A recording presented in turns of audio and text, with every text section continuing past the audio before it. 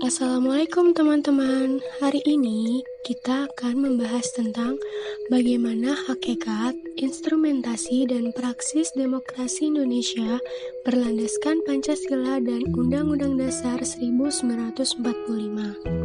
Sebelum ke materi, ada yang tahu nggak sih apa itu demokrasi?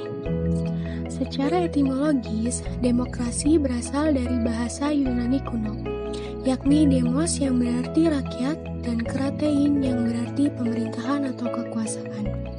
Jadi, demos kratein atau demos kratos berarti pemerintahan rakyat atau kekuasaan rakyat. Secara terminologi, demokrasi dapat dipandang sebagai salah satu bentuk pemerintahan, sebagai sistem politik, dan sebagai pola kehidupan bernegara dengan prinsip-prinsip yang menyertainya. Kata demokrasi merujuk kepada konsep kehidupan negara atau masyarakat yang dimana pertama adalah warga negara dewasa turut berpartisipasi dalam pemerintahan melalui wakilnya yang dipilih. Yang kedua adalah mendorong dan menjamin kemerdekaan berbicara, beragama, berpendapat, berserikat, menegakkan rule of law, dan menghormati hak-hak kelompok minoritas. Dan yang ketiga adalah masyarakat yang warga negaranya saling memberi perlakuan yang sama. Menurut Carlos Alberto Torres, pada tahun 1998, demokrasi dapat dilihat dari 3 tradisi pemikiran politik, yakni yang pertama adalah Classical Aristotelian Theory. Demokrasi merupakan salah satu bentuk pemerintahan, yakni pemerintahan oleh seluruh warga negara yang memenuhi syarat kewarganegaraan. Yang kedua, Medieval Theory adalah menempatkan suatu landasan pelaksanaan kekuasaan tertinggi di tangan rakyat atau Roman law dan konsep popular sovereignty.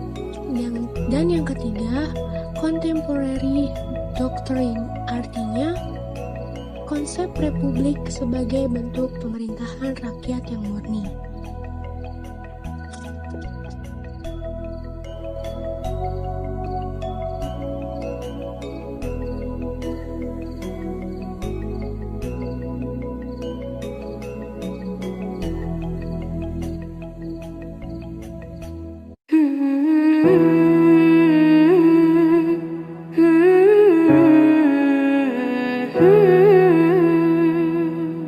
Indonesia pernah mengalami berbagai pergantian jenis demokrasi dalam kurun waktu 50 tahun terakhir. Kenapa harus berganti-ganti? Di mana kesalahannya? Dan apakah yang terakhir ini sudah jenis yang paling tepat? Ayo kita bahas persatu-satu. Periode 1, demokrasi parlementer liberal. Sistem demokrasi yang satu ini punya ciri sistem pemilu yang demokratis dan keberagaman anggota parlemen yang saat itu terdiri dari kelompok agama, nasionalis, komunis, dan yang lainnya. Setelah kemerdekaan, Indonesia sempat berubah menjadi Republik Indonesia Serikat. Tapi karena dianggap masih banyak campur tangan Belanda, maka Soekarno pun mengubah sistem menjadi demokrasi parlementer. Setelah melepaskan demokrasi liberal, Soekarno pun beralih ke demokrasi terpimpin. Undang-Undang Dasar 1950 disarankan untuk dicopot dan kembali ke Undang-Undang Dasar 1945. Soekarno berusaha menyeimbangkan antara tentara, kaum Islamis, komunis yang akhirnya disebut sebagai ideologi persatuan Nasakom, nasionalis agama komunis. Namun persatuan ini tidak lancar. Fraksi komunis yang semakin kuat membuat kedua lainnya cemburu. Cemburu. Kelemahan-kelemahan yang ada pada demokrasi terpimpin adalah kekuasaan sangat terpusat kepada Soekarno, sehingga itu yang menyebabkan dia menjadi banyak upaya-upaya untuk menjatuhin dia. Periode 3, demokrasi otoriter. Era ini dikenal dengan dominasi Partai Golkar saat pemilu dan Presiden Soeharto terus berkuasa selama 32 tahun. Di era 60-an adalah saat Perang Dingin, di mana Soekarno sedang menjaga hubungan baik dengan blok barat maupun komunis. Di Indonesia, ekonomi terus memburuk dan tidak menemukan solusi. Tahun 1997, krisis ekonomi Asia menggoncang Indonesia. Atas desakan ini, pada tanggal 21 Mei 1998, Soeharto mengundurkan diri sebagai presiden dan diganti oleh periode 3, demokrasi oligarki. Periode demokrasi oligarki dikenal sebagai sistem pemerintahan sampai saat ini. Berarti perjuangan untuk mencapai sistem demokrasi sampai sekarang mengalami banyak sekali pengorbanan dan perjalanan ya. Makanya kita sebagai anak muda jangan tutup mata dan tutup telinga. Jadilah masyarakat demokrasi yang berperan aktif atau setidaknya melek dengan informasi sekitar. I feel like drifting away.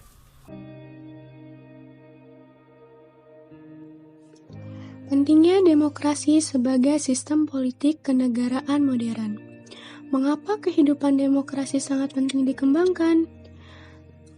Alasan yang pertama adalah tanpa adanya demokrasi di suatu negara, maka hilanglah kesejahteraan masyarakat dan kacaulah negara karena segala sesuatunya diatur oleh pemerintah. Yang kedua adalah kendali dalam pengaturan suatu negara perlu adanya masyarakat yang komplement, mendukung dan terlibat dalam pembangunan suatu negara demi terciptanya kemakmuran dan kesejahteraan negara. Dan yang ketiga, dengan demokrasi tak ada saling menang sendiri, memaksakan kehendak, menghina, melecehkan, dan menjatuhkan. Yang ada hanya saling menghargai, menghormati, mengerti, menerima pendapat orang lain, lapang dada, tenggang rasa, dan kehidupan yang nyaman pasti akan tercipta. Nah guys, jadi kenapa sih kehidupan demokrasi sangat penting dikembangkan? Kita sebagai manusia tidak boleh menjatuhkan satu sama lain. Kita sebagai manusia mempunyai pendapat yang berbeda-beda, tetapi kita menjadi manusia pun harus menerima pendapat tersebut.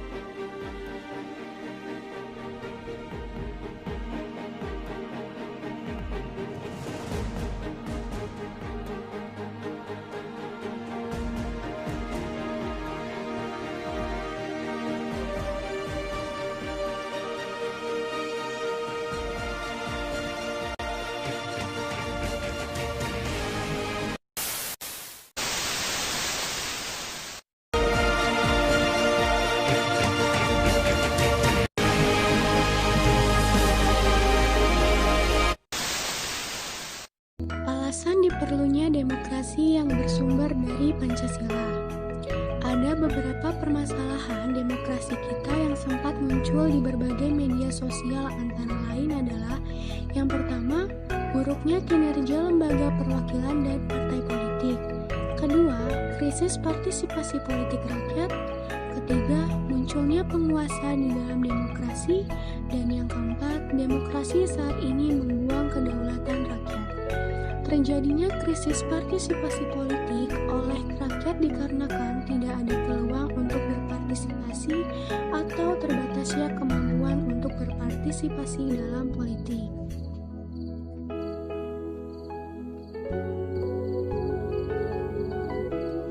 MPR, Majelis Permusyawaratan Rakyat. Pada periode 2014-2019, jumlah anggota MPR mencapai 692. Dengan rincian 560 anggota DPR dan 132 anggota DPD dipilih melalui pemilihan umum. Majelis Permusyawaratan Rakyat berwenang mengubah dan menetapkan undang-undang dasar, melantik presiden dan wakil presiden, dan hanya dapat memberhentikan presiden dan wakil pada masa jabatannya. Hak dan kewajibannya diatur dalam Undang-Undang Nomor 22 Tahun 2003. Antara lain adalah mengajukan usul perubahan pasal-pasal Undang-Undang Dasar, menentukan sikap dan pilihan dalam pengambilan keputusan. Kewajiban anggota MPR adalah mengamalkan Pancasila, melaksanakan peranan sebagai wakil rakyat dan wakil daerah, melaksanakan Undang-Undang Dasar 1945 dan peraturan perundang-undangan, menjaga keutuhan negara kesatuan Republik Indonesia dan kerukunan nasional, mendahulukan kepentingan negara di atas kepentingan pribadi, kelompok, dan golongan.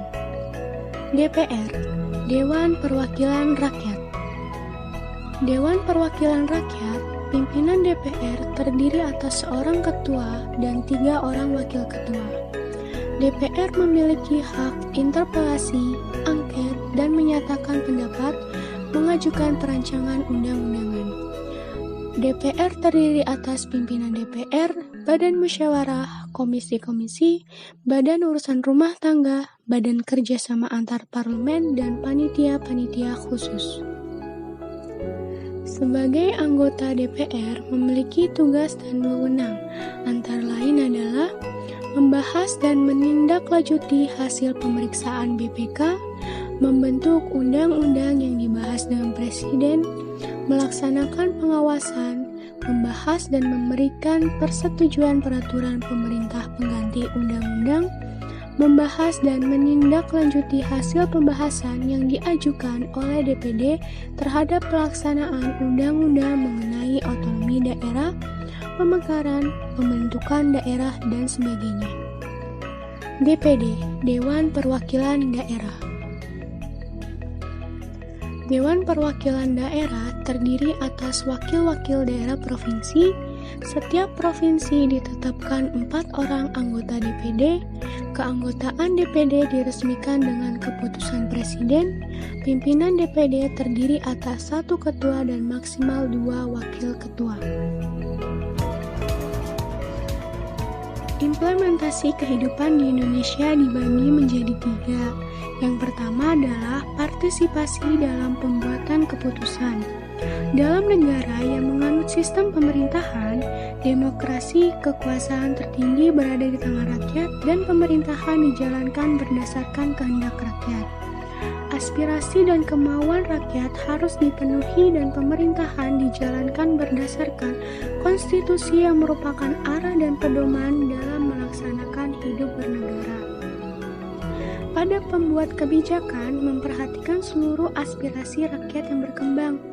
Sebagai contoh, ketika masyarakat kota tertentu resah dengan semakin tercemarnya udara oleh asap rokok yang berasal dari para perokok, maka pemerintahan kota mengeluarkan peraturan daerah tentang larangan merokok di tempat umum.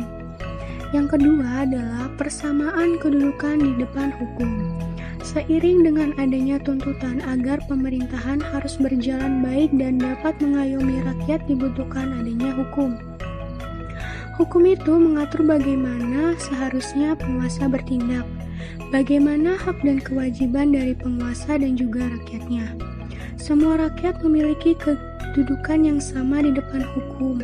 Artinya, hukum harus dijalankan secara adil dan benar. Hukum tidak boleh dipandang bulu. Siapa saja yang bersalah dihukum sesuai ketentuan yang berlaku. Untuk menciptakan hal itu harus ditunjang dengan adanya aparat penegak hukum yang tegas dan bijaksana, bebas dari pengaruh pemerintahan dan yang berkuasa, dan berani menghukum siapa saja yang bersalah. Yang ketiga adalah distribusi pendapatan secara adil. Dalam negara demokrasi, semua bidang dijalankan dengan berdasarkan prinsip keadilan bersama dan tidak boleh berat sebelah. Termasuk di dalam bidang ekonomi, semua warga berhak memperoleh pendapatan yang layak. Pemerintah wajib memberikan bantuan kepada fakir dan miskin yang berpendapatan rendah.